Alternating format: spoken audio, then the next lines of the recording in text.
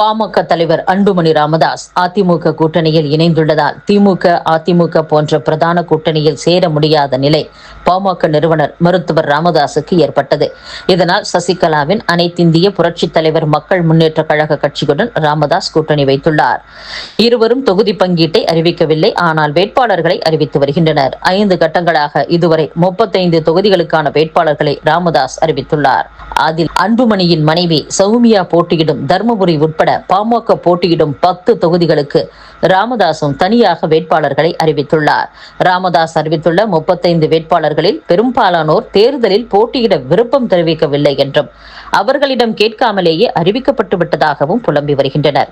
இது தொடர்பாக ராமதாஸ் அறிவித்த வேட்பாளர் ஒருவரிடம் கேட்டபோது, வேட்பாளர் பட்டியல் வெளியான பிறகுதான் நான் வேட்பாளர் என்பதையே தெரிந்து கொண்டேன். போட்டியிட விருப்பம் இல்லை.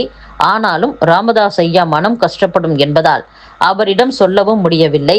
ஆனால் சிலர் போட்டியிட விரும்பவில்லை என அவரிடம் சொல்லியதால் வேட்பாளர்களை மாற்றியும் உள்ளார் என்று கூறியுள்ளனர்.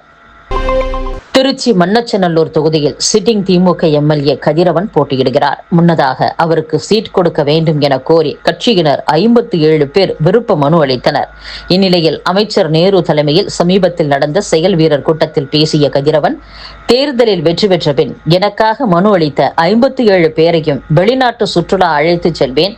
முசிறி, மண்ணச்சநல்லூர் உட்பட 5 ஒன்றியங்களில் அதிக ஓட்டுகள் பெற்றுத்தரும் கிளை நிர்வாகிகளுக்கு என் சொந்த செலவில் 130 பைக்குகள் பரிசளிப்பேன் என்று அறிவித்தார். ஏற்கனவே கதிரவன் தரப்பில் கட்சி நிர்வாகிகளுக்கு கார்கள் வாங்கி கொடுத்த நிலையில் தேர்தல் பணியில் தீவிரமாக ஈடுபடும் கட்சியினருக்கு வெளிநாட்டு சுற்றுலா பைக்குகள் பரிசு என்று அறிவித்திருப்பதால் கட்சியினர் உற்சாகமடைந்துள்ளதாக கூறப்படுகிறது.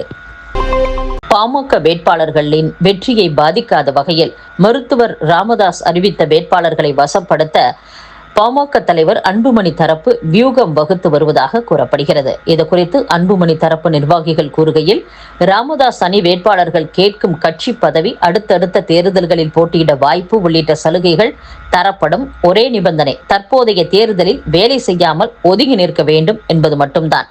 ராமதாசுக்கு பின் அன்புமணியே கட்சியை வழிநடத்துவார் என்பதால் இந்த தேர்தலுடன் தங்களது எதிர்காலம் பாழாகிவிடும் என அவர்களும் அஞ்சுகின்றனர். இதனால் அன்புமணியின் வியூகத்திற்கு சம்மதம் தெரிவிக்க தயாராகி வருகின்றனர். இவர்கள் வரும் 6ஆம் தேதிக்குள் மனு தாக்கல் செய்வரா அல்லது கோடை சுற்றுலா செல்வரா என்பது விரைவில் தெரிய வரும் என்று அன்புமணி தரப்பு நிர்வாகிகள் கூறியுள்ளனர்.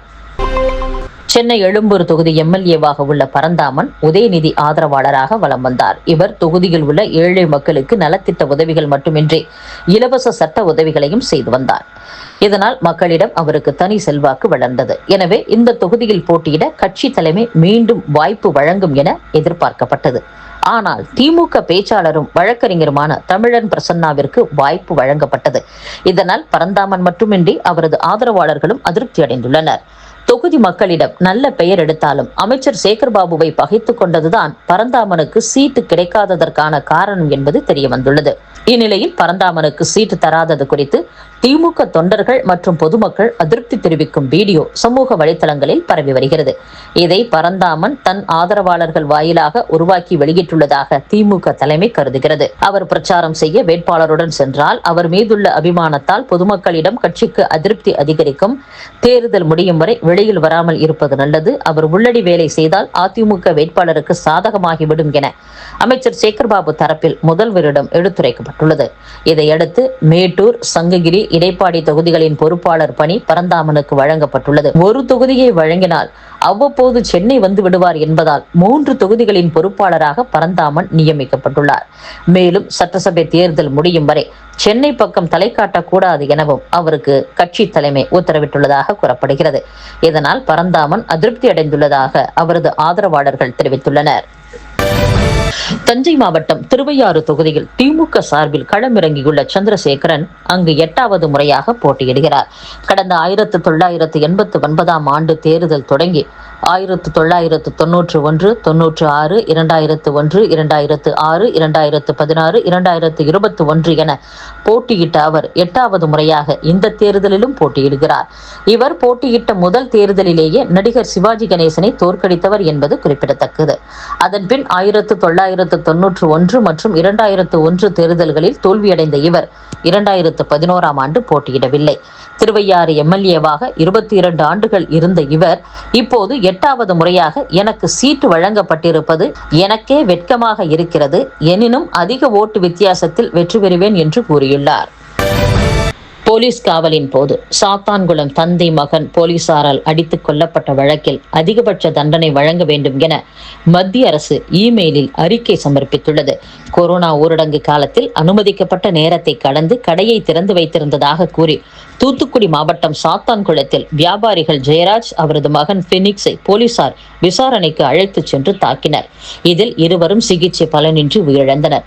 இந்த வழக்கு கொலை வழக்காக பதிவு செய்யப்பட்டு குற்றவாளிகள் என உறுதி செய்யப்பட்ட இன்ஸ்பெக்டர் ஸ்ரீதர் உள்ளிட்ட 9 போலீசாருக்கான தண்டனையை ஏப்ரல் 6ஆம் தேதி மதுரை மாவட்ட நீதிமன்றம் அறிவிக்க உள்ளது. தண்டனை விதிப்பது குறித்த நிலைப்பாட்டை தமிழக அரசு தரப்பில் மூடி முத்திரையிடப்பட்ட உரையில் வைத்து ஏற்கனவே அறிக்கையாக தாக்கல் செய்யப்பட்டது.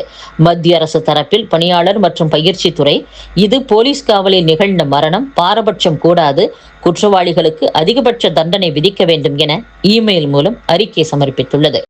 இத்துடன் செய்திகள் நிறைவடைகின்றன. மீண்டும் நாளை சந்திப்போம். வணக்கம்.